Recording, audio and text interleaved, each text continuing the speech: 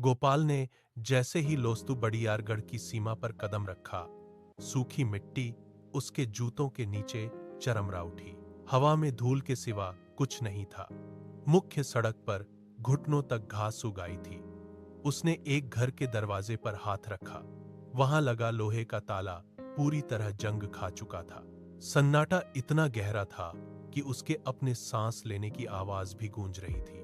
वह अपने पुराने घर के आंगन में पहुंचा। वहां एक लकड़ी की कुर्सी पर मां बैठी थी। गोपाल ने अपना बैग जमीन पर पटका और उनके करीब जाकर बैठ गया। मां की उंगलियां उसके चेहरे पर थिरकीं। उनकी त्वचा पर उभरी नसें कांप रही थीं। गोपाल ने पूछा, मां, ये सन्नाटा क्यों है? लोग कहां गए? मां ने सामने के खाली खेतों की ओर हाथ उठाया। उनकी आवाज में भारीपन था। उन्होंने कहा, सब शहर की चकाचौंध के पीछे भाग गए। उन्हें लगता है कि वहां की ऊंची इमारतें ही तरक्की हैं। गांव के घर खाली हो गए और पीछे छूट गई सिर्फ ये बंजर जमीन। गोपाल ने चारों ओर देखा। जहां कभी हल चलने की आवाजें आती थीं, वहां अब केवल हवा का शोर था। अगले दिन सूरज की पहली किरण निकलने से पहले ही गोपाल खेतों की ओर चल पड़ा। ओस से भीगी घास उसके पैरों से चिपक रही थी। दूर एक आकृति झुकी हुई दिखाई दी। यह रामू काका थे। वे अपनी कमर को एक हाथ से थामे, दूसरी ओर से कुदाल को सख्त जमीन में धंसा रहे थे। जमीन इतनी कठोर थी कि कुदाल के वार से मिट्टी के बड़े ढेले उछलकर दूर गिर रहे थे। गोपाल उनके पास पहुंचा। रामू काका की सांसें उखड़ रही थीं। उन्होंने कुदाल रोकी और पास पड़ी टोकरी की ओर इशारा किया।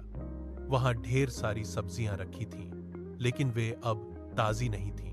उनके सिरों पर फफूंद लग चुकी थी और वे सड़कर अपना रंग खो चुकी थीं। रामू काका ने धीमी आवाज में कहा, मेहनत तो की, पर इन्हें ले जाने वाला कोई नहीं। बाजार बहुत दूर है और वहां तक पहुंचने का कोई साधन नहीं बचा। गोपाल ने देखा कि काका की आंखों में पसीना और हताशा एक साथ बह रही थी। उसने बिना कुछ कहे काका के हाथ से कुदाल थाम ली। उसने जमीन पर एक गहरा निशान बनाया। गोपाल ने अपनी जेब से स्मार्टफोन निकाला। स्क्रीन की रोशनी उसके चेहरे पर चमक उठी। उसने शहर के थोक विक्रेताओं के नंबर खोजना शुरू किया। वह काका के पास खड़ा होकर फोन पर पहली कॉल लगाने के लिए तैयार हो गया। गोपाल ने स्क्रीन पर उंगलियां दौड़ाईं और पहला नंबर डायल किया। घंटी बजती रही। फिर दूसरी तरफ से एक रूखी आवाज आई, सब्जियां? गांव से। हमारे पास शहर के बड़े आपूर्तिकर्ता हैं। हमें छोटे किसानों की जरूरत नहीं है। कॉल कट गई। गोपाल ने फोन को कसकर पकड़ा।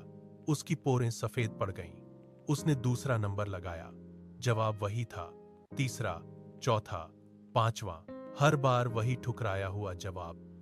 फोन की बैटरी का प्रतिशत गिर रहा था और सूरज की तपिश बढ़ने लगी थी। गोपाल ने फोन को जेब में डाला और फिर निकाला।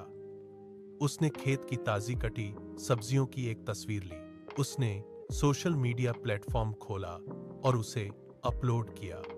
उसने कैप्शन में लिखा, लोस्तु बड़ियारगढ़ की शुद्ध जैविक उपज सीधे खेत से आपके द्वार तक। उसने इसे शहर के कई समूहों में साझा किया। पहला घंटा बीत गया, कोई प्रतिक्रिया नहीं। दूसरा घंटा, सन्नाटा। गोपाल ने हार नहीं मानी। तीसरे दिन की शाम को एक अनजान नंबर से मैसेज आया, क्या आप कल तक 2 क्विंटल सब्जियां भेज सकते हैं? गोपाल के चेहरे पर एक हल्की सी मुस्कान उभरी। चौथे दिन की सुबह गांव की मुख्य सड़क पर एक भारी इंजन की गड़गड़ाहट सुनाई दी। धूल उड़ाता हुआ एक बड़ा ट्रक गांव की सीमा पर आकर रुका। गोपाल ने अपनी जेब से फोन निकाला और गांव के 4 युवाओं को संकेत दिया। वे दौड़ते हुए स्कूल की ओर बढ़े। स्कूल के पुराने कमरों में बरसों से जमी धूल और मकड़ियों के जाले थे। गोपाल ने युवाओं के साथ मिलकर मेजें साफ की। उन्होंने स्कूल के बरामदे को एक अस्थायी प्रोसेसिंग सेंटर में बदल दिया। हाथों में सब्जियां थीं, जिन्हें वे तेजी से टोकरियों में पैक कर रहे थे। ट्रक का पिछला दरवाजा खुला। युवाओं ने एक एक करके क्रेट्स को ट्रक में लादना शुरू किया। पसीना उनकी माथे से बह रहा था, लेकिन किसी ने काम नहीं रोका। ट्रक भरकर रवाना हुआ। शाम को गोपाल ने बैंक का मैसेज देखा। खाते में पहली बड़ी रकम जमा हो चुकी थी। रात घिरी तो गोपाल स्कूल की छत से गांव की ओर देखने लगा। उन घरों की खिड़कियों में एक एक करके पीली रोशनी जलने लगी, जो सालों से अंधेरे में डूबे थे। उसने देखा कि रामू काका भी अपने घर के बाहर दिया जला रहे थे।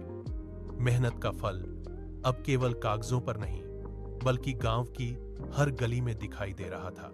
6 महीने बीत गए। एक शाम गांव की चौपाल पर फिर से चहल पहल थी। गोपाल ने देखा कि जो लोग शहर की चकाचौंध के पीछे भागकर गए थे, वे अब अपने सामान के साथ वापस लौट रहे थे। उसने मां की ओर देखा, जो रसोई में सबके लिए खाना बना रही थी। गोपाल ने झुककर जमीन से मुट्ठी भर मिट्टी उठाई। उसने उंगलियों के बीच उस मिट्टी को रगड़ा। उसे महसूस हुआ कि असली तरक्की शहर की भीड़ में नहीं, बल्कि इसी मिट्टी में छिपी थी, जिसे लोग छोड़कर चले गए थे। उसने अपने फोन को जेब में रखा और गांव के युवाओं के पास गया। वे अगले दिन की बुवाई की योजना पर चर्चा करने लगे। लोस्तु बड़ियारगढ़ अब केवल एक गांव नहीं था, बल्कि एक नई शुरुआत का प्रतीक बन चुका था। सूरज की आखिरी किरणें खेतों पर पड़ रही थीं और गांव की हवा में नई उम्मीद की महक थी।